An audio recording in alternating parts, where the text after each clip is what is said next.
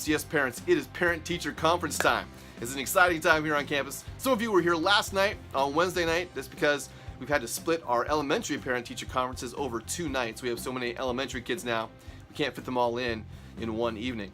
So some of you were here last night. The rest of you elementary parents will be here tonight meeting with teachers, along with all of our middle school and high school parents meeting with their teachers as well. It's going to be a great time tonight. A lot of energy here on campus. A lot of you will be here. I know a lot of the kids are nervous. I talked to some of them this week. I didn't understand why they were exactly nervous, but they're like, we don't know what you're going to say about us. And I was like, well, you do well in class, we're going to say good things about you. And so they're a little bit hesitant. Obviously, they're getting their grades. Most of them should know pretty much where they're at with grades, but there might be a few of them that are surprised a little bit by what they see on those report cards. So tonight will be a great night. Just as a quick reminder, elementary parents, you guys should have appointments with your teachers, and those are about 15 minutes long. Please make sure you're here on time. We do have a lot of appointments this evening. We want to make sure we get those in keep things moving right along as we go through the evening. And then on the middle school, high school side, that's more round robin. All the teachers will be in their rooms. You simply stop by. If there's already a parent in there, please wait outside until that one finishes. Middle school and high school parents, you will only spend about 5 minutes with each teacher. Remember, some of your kids have 5 different teachers. That's at least 25 minutes in parent-teacher conferences. So just 5 minutes because we have a lot of parents to get through. And tonight is meant to be just a quick hit. If you haven't met that middle school or high school teacher, a chance to meet them, a chance to get on the same page in terms of where your student is at academically, kind of get an update on that. If you need a more comprehensive discussion with that particular teacher, tonight is not the night to do that. Tonight is the night to have a quick hit. If you need a larger meeting to go a little bit more in depth, tonight would be a great time to set that up and to set that appointment. But tonight, again, just about 5 minutes with each teacher if you have a middle school or a high school child here at the school. And again, it's going to be fantastic. We do have lots of other things coming up over the next few weeks. The second quarter is just packed full of stuff. Next week, we've got Spirit Week, and I know the kids are already buzzing about it. We sent flyers home already. The kids know what days they are. Hopefully, you guys know. Hopefully, you got the flyer. Hopefully, you've seen the email.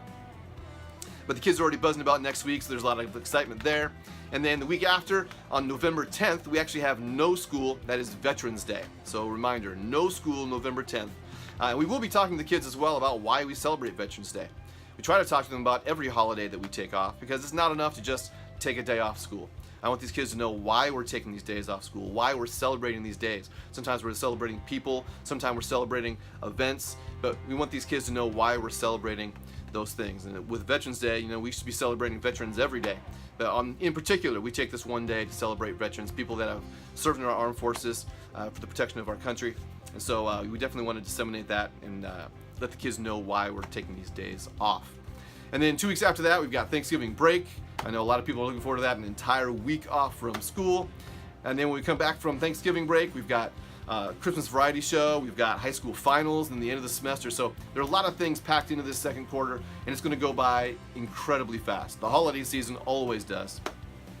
But we've got to make sure as we're doing that, we want to do each of these events, each of these ceremonies, each of these rituals that we do, we want to do them with excellence. That's because all these things affect our school culture.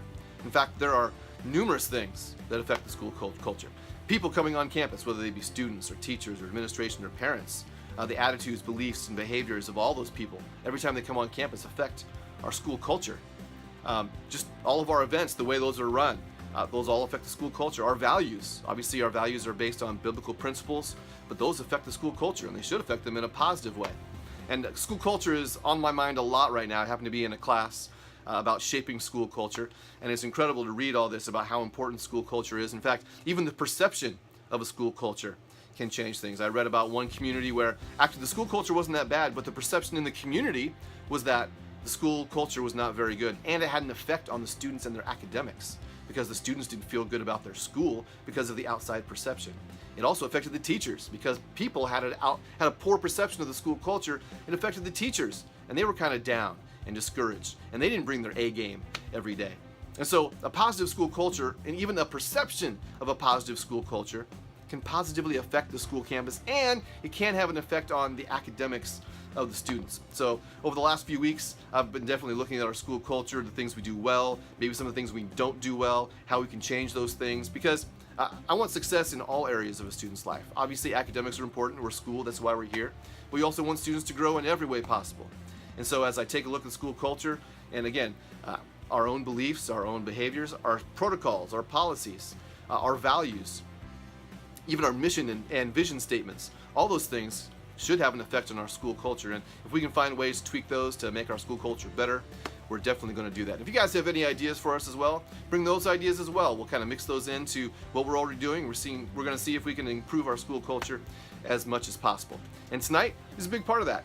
I'm hoping you guys can come here on campus, have a good time, get to meet those teachers, have great conversations, maybe in some cases start great relationships with those teachers, and that's going to help shape and build our school culture as we move forward. So I'm looking forward to seeing you guys this evening. If I am the teacher for your child, hopefully I'll get to talk to you for a few minutes tonight, specifically middle school Bible students. I'm looking forward to talking to you. I love that class. That class is awesome. Middle schoolers can be tough sometimes, but I really enjoy that class. I really enjoy talking about the Bible in general. So if I have your student in my class, come see me. We'll talk for a few minutes. We'll get you on the right page. And make sure you come tonight. Come getting ready to have a great, productive meeting with the teachers. Looking forward to seeing how we can help your students gain the most academic success possible. All right, see you this evening. God bless.